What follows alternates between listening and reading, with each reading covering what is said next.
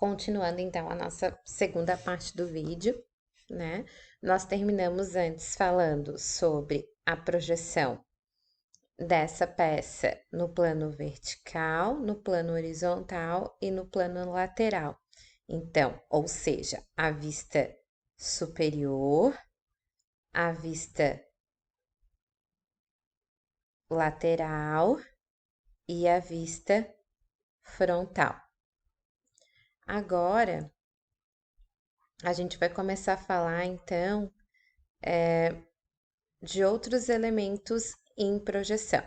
Então, vamos imaginar agora a projeção desse retângulo no primeiro diedro, né? Então, a gente tem aqui, ó, esses elementos A, B, C, D, E, F, G, H, né? Ele representado aqui, ó, né? Vamos fazer aqui a vista frontal dele, ou seja, o observador está aqui, você está aqui olhando para ele. O que a gente faz? A gente leva, como antes, os pontos até o plano frontal, né? E aí faz a integração desses pontos. Notem sempre que esse ponto é igual a esse ponto, por isso que ele tá aqui, ó. Tá? Então, quando a gente tem pontos que ficam na mesma posição, a gente não precisa representá-los duas vezes, tá? Agora vamos ver fazer a vista superior dele, né? Antes eu tinha a vista frontal, agora é a vista superior, vendo de cima. Então, a gente tem a marcação dele, e aí eu vou trazer os pontos e vou fazer a integração. E a mesma coisa, esse ponto é igual a esse, então ele fica marcado aqui somente uma vez. Então, o observador nesse caso tá aqui. Então, no anterior eu tinha aqui o frontal e agora no próximo eu tenho o plano aqui no superior. E aí, a gente vai criar aquele plano lateral que a gente não tinha, né? E vai fazer aqui, ó, a vista lateral dele. Então, tá aqui o nosso retângulo no primeiro diedro, né? O nosso retângulo lá no nosso primeiro diedro. Então, eu vou levar os pontos, ó, até lá no fundo e vou ter a projeção lateral esquerda dele no nosso primeiro diedro, tá? Então, esse sempre vai ser o exercício que a gente vai fazer. Então, em resumo, né? Imaginem que eu tenho aqui o plano horizontal, o plano vertical e o plano lateral. Está aqui o nosso retângulo, o nosso sólido, né? E a projeção dele em todos os planos. Então, aqui a vista frontal no plano vertical, a vista lateral no plano lateral e a vista superior no plano horizontal, né? O que acontece?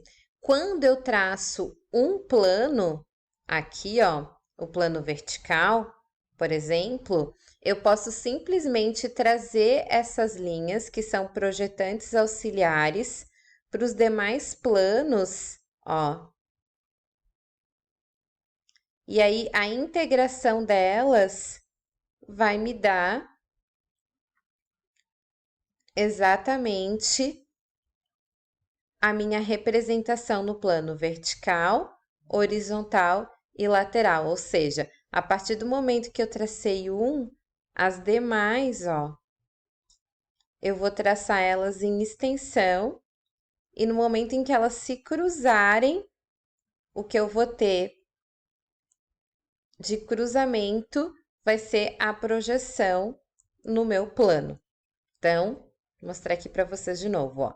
Tá aqui o meu plano. O que acontece? Eu posso rebater os planos, né? Que é o que a gente faz na folha de papel.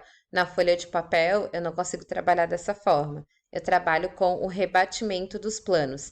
Então, eu vou desenhar o meu plano vertical, vou rebater, ou seja, vou pegar meu plano horizontal e vou desenhar ele exatamente igual abaixo, né? Como se eu recortasse aqui, ó. Imagina que eu passei a tesoura aqui, recortei um estilete, e aí eu vou pegar esse plano aqui e vou deixar reto. Então, eu vou rebater aqui o meu plano horizontal.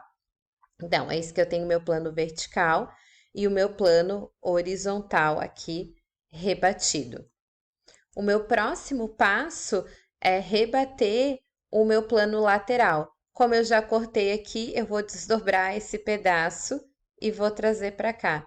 Então, toda vez que que vocês forem fazer uma representação, o que vocês vão ter no papel quadriculado é isso: o plano vertical, o plano lateral e o plano horizontal, tá? E aqui, basicamente, é o que a gente tenta colocar a forma, né? Então, vamos lá, rebatimento do plano. Uma vez que eu tenho o meu plano aqui, eu posso, ó, fazer a extensão das linhas. E aí, aqui, eu posso fazer tanto a 90 graus, quanto eu posso usar o compasso para fazer a extensão. Os planos, o cruzamento das linhas nos planos vai me dar exatamente o plano de projeção na vertical, na horizontal e na lateral. Então, eu teria aqui meu plano A, B e C. Então, o plano A é a representação vertical, ou seja, a vista frontal. O meu plano B é a vista superior, né? Ou seja, de cima. E o meu plano C, a lateral esquerda, ou, né, a lateral. Então, é isso que a gente vai representar no nosso desenho técnico, né? Então, basicamente, a gente usa a perspectiva isométrica para poder planificar. Então, nos exercícios, vocês vão verificar que eu vou mandar para vocês, que foi dado para vocês perspectivas isométricas. E aí, vocês vão ter sempre que se posicionar dessa forma, ó. Vista frontal, vista lateral e vista superior, né? Se eu for fazer a vista frontal deste elemento aqui, eu vou verificar que eu tenho 1, 2, 3, 4 pontos. 1, 2, 3, 4 pontos. É o meu maior plano, então ele vai ficar aqui. A vista lateral, que vem para o lado, ó, seria o prolongamento deles aqui, ó. Então, se eu for puxar aqui e aqui. A minha vista superior, embaixo, é o prolongamento dessa linha e dessa linha. Quando, gente, eu vou puxar aqui, ó, e subir lá, puxar aqui e subir lá, eu vou ter essa área que vai ser justamente a minha vista lateral e essa área aqui que vai ser a minha vista superior, tá? Eu posso também olhar aqui e fazer. Mas o que é importante que eu consiga entender, ó, que o alinhamento da planificação vai me dar a dimensão exata dos meus planos, tá? De cada uma das arestas dos meus planos. Então, vamos verificar essa peça aqui, ó. Essa peça, ela tem essa linha tracejada aqui, que representa exatamente isso aqui. Só que eu não tô vendo. Quando eu olho desse lado, eu não tô vendo isso, mas eu sei que existe esse mesmo recorte, tá? Então, o que a gente chama de linha tracejada estreita em desenho técnico, né? É uma coisa que a gente sabe que tá ali, mas que a gente não consegue visualizar quando tá vendo a peça em 3 dimensões. Então, o que acontece, ó? Tenho a minha peça, vou colocar ela aqui e vou fazer o rebatimento para a vista frontal, ó.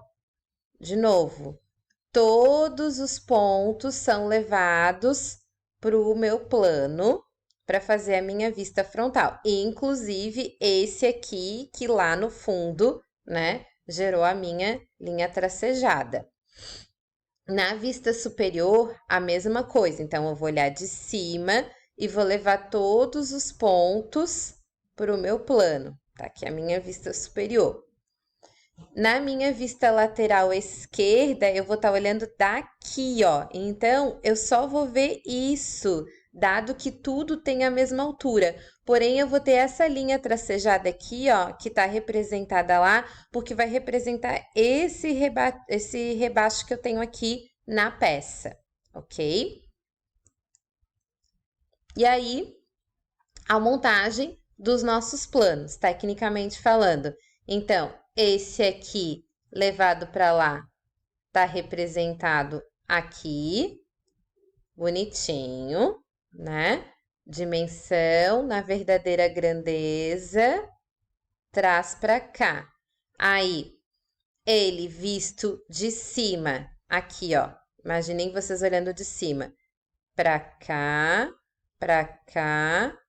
daqui para cá, daqui para cá. Então, eu vou ter o tamanho da verdadeira grandeza dividido em 3 partes: esse e esse. E quando a gente olhar aqui, ó, na vista lateral, eu vou trazer essa linha e essa linha. Essa linha tracejada corresponde a essa altura que tá aqui, que é exatamente aquele rebaixo que a gente tem na peça, ok? Isso para figuras que são totalmente retinhas, né? E se a gente tiver um sólido que tiver um elemento oblíquo, como esse? Vai acontecer da mesma forma, gente. A diferença é que a gente vai ter que lembrar que isso aqui, a dimensão, acaba distorcendo um pouco, tá? Então, o que que vai acontecer? Na vista frontal, eu tô olhando daqui para lá, eu tenho a mesma situação representada aqui, na vista frontal. Na vista superior, ó, essa dimensão é a que tem alteração, ó. Então, eu vou ter esse pedaço e esse pedaço, olha aqui, como reduz o tamanho, vendo de cima. Esse aqui é esse e esse aqui vai representar esse aqui, ó. Tá representadinho aqui. E na lateral esquerda, que é daqui para lá, ó, essa é a área que também vai sofrer uma alteração aqui. Então, essa parte inferior, na verdadeira grandeza, e essa aqui sofre alteração de tamanho. E aí, eu deixei para vocês alguns exercícios, tá? Então, o que que eu preciso? Eu preciso que a gente faça a projeção desses sólidos na vista frontal, superior e lateral esquerda. Então, vocês vão pegar cada um deles. As dimensões estão aqui, vocês podem trabalhar na escala 1 para 100, tá? Então, aqui, ó, vocês podem usar 3 centímetros, 1,5 centímetro, 1,5 centímetro, porque senão vai ficar 30 centímetros, vai ficar muito grande, tá, gente? Então, vamos reduzir aqui, vamos trabalhar 3 centímetros, 1,5 centímetro, 1,5 centímetro, vai ficar mais fácil. Usem o papel quadriculado, isso vai ajudar bastante vocês nos exercícios. Então, nós temos esses 2, mais esses 4, ó. Aqui a gente já começa a aumentar um pouquinho a dificuldade. Então, 6 exercícios para vocês trabalharem a planificação, ok? No nosso encontro síncrono, eu vou ajudar vocês a resolver 1 ou 2 deles para poder dar umas dicas. Bom trabalho para vocês!